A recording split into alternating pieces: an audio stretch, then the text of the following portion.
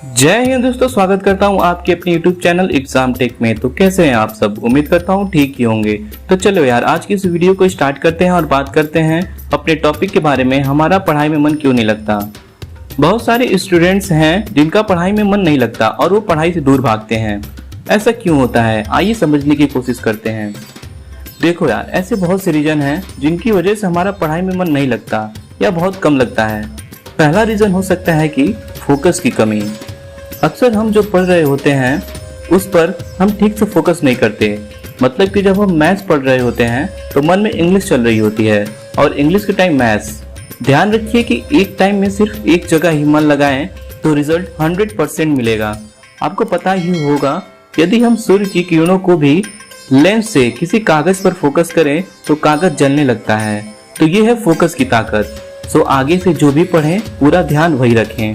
100% focus तो 100% result. Second reason हो सकता है कि सब्जेक्ट पर पकड़ ना होना या इंटरेस्ट ना होना। ध्यान दीजिए, यदि किसी सब्जेक्ट में हमारी पकड़ कमजोर हो तो हमारा मन उस सब्जेक्ट को पढ़ने में नहीं लगता। हम उस सब्जेक्ट को पढ़ना चाहते हैं जिसमें हमारी पकड़ होती है, वो हमें अच्छे से समझ आता है। जैसे किसी को सिर्फ मैथ्स पढ़ने में मजा आता है तो किसी को हिस्ट्री पढ़ना बहुत पसंद होता है। उसे पढ़ने में ना उन्हें समय का पता चलता है, ना ही बोरिंग फील होता है। इंटरेस्ट ना होना और सब्जेक्ट में पकड़ ना होना दोनों एक दूसरे से रिलेटेड है। आपको इंटरेस्ट उसी सब्जेक्ट में आती है जिसमें आपकी बेहतर पकड़ हो, और जिस सब्जेक्ट में आपका इंटरेस्ट होता है उसमें आपकी पकड़ खुद ही बेहतर हो जाती है। किसी भी विषय को बिना रुचि के 4-5 दिन तक लगातार नियम से पढ़ें। शुरू में हो सकता है आपको बहुत बोरियत हो, पर 4-5 दिन बाद आपको जैसे ही विषय में थोड़ी जानकारी बढ़ेगी आपको इंटरेस्ट आना शुरू हो जाएगा, और फिर जैसे जैसे जानकारी बढ़ेगी वैसे वैसे आपका इंटरेस्ट भी बढ़ेगा। थर्ड रीजन हो सकता है कि बहुत अधिक किताबों का होना। अक्सर हम ऐसा करते हैं कि हर अच्छी लगने वाली किताब को खरीद लेते हैं और इस तरह हमारे पास किताबों का ढेर लग जाता है। माना कि किताबें सबसे अच्छी मित्र होती हैं, परंतु मत भूलिए, अधिक मित्र और अधिक किताबें आपके दुश्मन होते हैं। आखिर कैसे? जब आपके बहुत ज्यादा मित्र होते हैं तो कोई भी एक आपके काम नहीं आता, क्योंकि सब सोचते हैं उसके तो बहुत सारे दोस्त हैं, कोई भी आ जाएगा और कोई नहीं आता। इसी प्रकार जब हम पढ़ने बैठते हैं तो हम ठीक से ये निश्चित नहीं कर पाते कि कौन सी किताब से पढ़ना है, और कभी किसी से पढ़ने लगते हैं, और कभी बीच से ही दूसरी किताब उठाने का मन करता है और एक भी किताब ठीक से नहीं पढ़ पाते।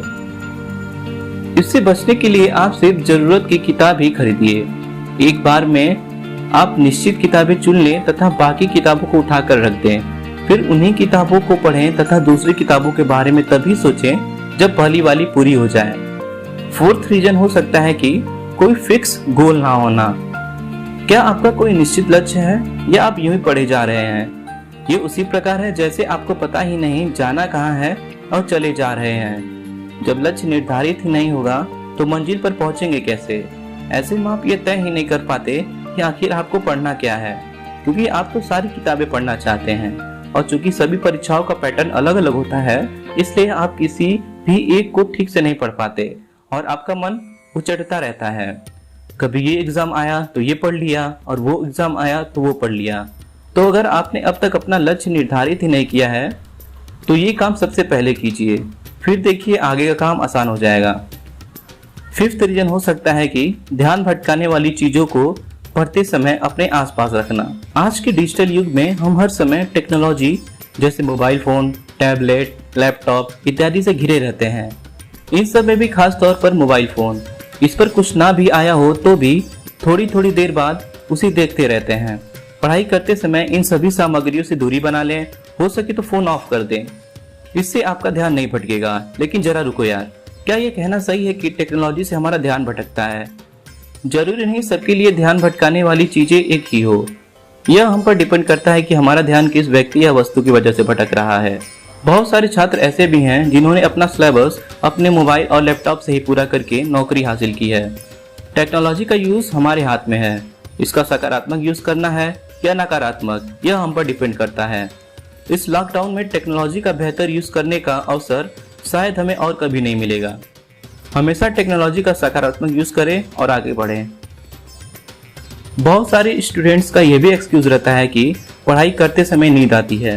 देखो यार, रीज़न बहुत से हो सकते हैं पढ़ाई करते टाइम नींद आने का। जैसे नींद पूरी नहीं हुई होगी, आप थके होंगे, आप पढ़ने से बोर हो रहे होंगे, आपकी तबीयत खराब हो।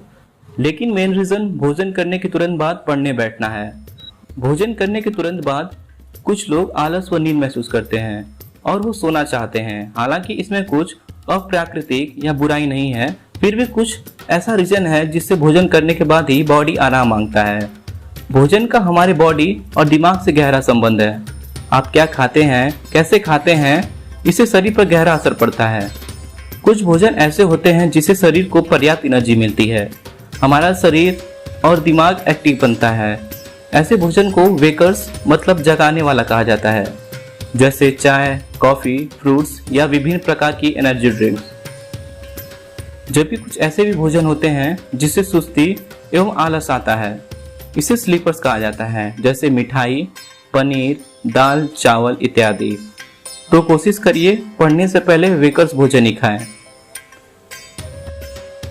तो चलिए लास्ट रीजन की बात करते हैं। ये रीजन है एक्सक्यूज। हाँ, आपने सही सुना, एक्सक्यूज।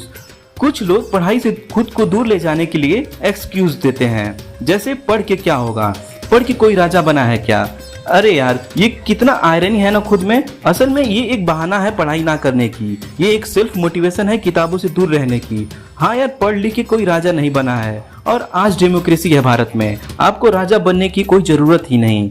शरीर को मजबूत करने के लिए जिस प्रकार खाने की आवश्यकता होती है, उसी प्रकार हमारे मस्तिष्क को, हमारे दिमाग को विकसित करने के लिए पढ़ना जरूरी है। सोचने समझने की शक्ति को विकसित करने के लिए, मानसिक रूप से मजबूत होने के लिए, हर चीज को अलग तरीके से समझने के लिए पढ़ना लिखना बहुत ही ज्यादा अनिवार्य है।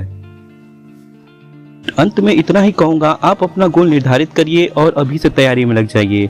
मेहनत करने वालों की कभी हार नहीं होती। आज के इस वीडियो में बस इतना ही, फिर मिलते हैं किसी और वीडियो के साथ। तब तक के लिए अपना और अपने परिवार का ध्यान रखिए। Stay home, stay safe, have a good day.